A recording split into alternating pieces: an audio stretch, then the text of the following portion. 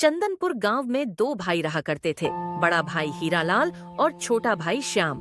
बहुत साल पहले ही इनके माता पिता का देहांत हो चुका था। हीरालाल उस गांव का बहुत ही धनवान व्यक्ति था। उसके पास धन दौलत की कोई कमी नहीं थी, जबकि उसका छोटा भाई श्याम बहुत ही गरीब था। श्याम दिन भर अपने खेत में मजदूरी करके अपना घर चलाता था। माँ बाप के गुजरने के बाद हीरालाल ने बड़ी ही चालाकी से सारा धन और सारी जमीन हड़प ली थी और श्याम को बस एक छोटी सी जमीन दे दी। हीरालाल बहुत ही लालची आदमी था। इतना धन पाकर भी उसका पेट नहीं भरा था।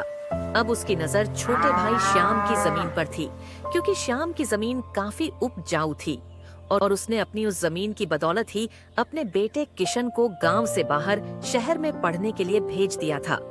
एक दिन हीरालाल छोटे भाई श्याम के पास उससे मिलने आता है। श्याम, मैंने सुना है कि तुमने अपने बेटे को शहर में पढ़ने के लिए भेज दिया है। शहर में पढ़ने के लिए तो बहुत पैसा चाहिए। तुम्हारे पास तो इतनी सी जमीन है और इतनी सी जमीन में खेती करके भला तुम अपने बेटे को कैसे पढ़ा पाओगे? उसके लिए पैसे कैसे जोड़ पाओगे? अरे मेरे छोटे भाई, तू कैसी बात कर रहा है? भला मेरे जिंदा होते हुए तू कहीं और जाकर पैसे उधार क्यों मांगेगा और बैंक से कर्जा क्यों लेगा? मैं इस गांव में सबसे अमीर हूँ। अगर मेरा छोटा भाई दूसरों से उधार मांगेगा तो मेरे लिए कितने शर्म की बात होगी। मेरे होते हुए मैं कभी ऐसा नहीं होने दूंगा। भैया, मैं समझा नहीं कि आप क्या कहना चाहते हो। मैं तो तुमसे बस इतना कहना चाहता हूँ कि तुम्हें अपने बेटे की पढ़ाई के लिए जो भी पैसे चाहिए वो पैसे तुम मुझसे ले लेना। आखिर मैं तुम्हारा बड़ा भाई हूँ, मैं तुम्हें पैसे दे दूंगा। अरे भैया, मैंने आज तक आपसे या किसी भी गांव वाले से किसी भी तरह का उधार नहीं मांगा, तो अब कैसे ले सकता हूँ?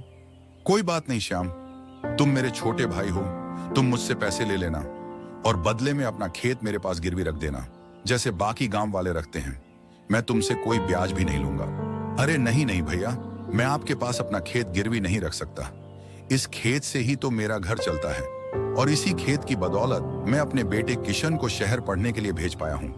मुझे पूरा विश्वास है कि मैं इस खेत से एक दिन अपने बेटे को पढ़ा लिखा कर बहुत बड़ा आदमी बना दूंगा। आप मुझे माफ करना भैया, मैं आपके पास अपना खेत गिरवी नहीं रख सकता। यह बोलकर श्याम वहाँ से चला जाता है। हीरालाल को श्याम की बात सुनकर बहुत गुस्सा आता है। ऐसे ही कुछ दिन बीत जाते हैं। हीरालाल अभी भी उस जमीन पर कब्जा करने की नई नई तर्ज सोच रहा होता है। मुझे कैसे ना कैसे करके उस श्याम से वह जमीन तो लेनी ही पड़ेगी। उस जमीन से मेरा काफी फायदा होगा। अरे हाँ, यह तरकीब अच्छी है। हीरालाल उस तरकीब के साथ तुरंत श्याम के पास पहुंच जाता है। भाई श्याम, मुझे तुम्हारी खुददारी देखकर बहुत अच्छा लगा, लेकिन मैं भी तुम्हारा बड़ा भाई हूँ और बड़ा भाई होने के नाते मेरा फर्ज है कि मैं तुम्हारी मदद करूं। मैं क्या करूं? मेरा यह मन नहीं मान रहा, इसीलिए अब जो मैं तुम्हें बताऊंगा वह सुनकर तुम मेरी मदद लेने से इन नहीं कर पाओगे।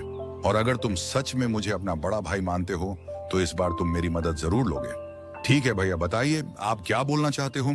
श्याम, तुम यही चाहते हो ना कि ना तो तुम्हें मुझसे कोई पैसे उधार लेने हैं और ना ही अपनी वह जमीन मेरे पास गिरवी रखनी है। तो तुम एक काम करो, गांव के दूसरी तरफ मेरी जो जमीन है वह जमीन तुम्हारी जमीन से 4 गुना बड़ी है। तुम कुछ दिन उस जमीन पर खेती कर लो, उससे तुम्हें काफी अच्छा मुनाफा होगा और उस मुनाफे के पैसों से तुम अपने बेटे की पढ़ाई को पूरा भी करवा पाओगे। बदले में जब तक मेरी जमीन तुम्हारे पास रहेगी तब तक तुम्हारी जमीन मेरे पास रह जाएगी। तुम्हें जिस दिन लगे कि तुमको तुम्हारी वह जमीन वापस चाहिए, उस दिन मेरी जमीन मुझे वापस करके तुम अपनी जमीन ले लेना। श्याम ना चाहते हुए भी बड़े भाई हीरालाल की बात मान जाता है और हीरालाल बड़ी ही चालाकी से अपने छोटे भाई श्याम से पेपर पर अंगूठा लगवा लेता है। क्योंकि श्याम पढ़ा लिखा नहीं था, इसलिए वह इस बात से भी अनजान था कि उन पेपर पर क्या लिखा है। हीरालाल वह जमीन लेने के बाद बहुत खुश हो जाता है। इस बेवकूफ को पता भी नहीं कि इसके साथ क्या खेल हो गया है।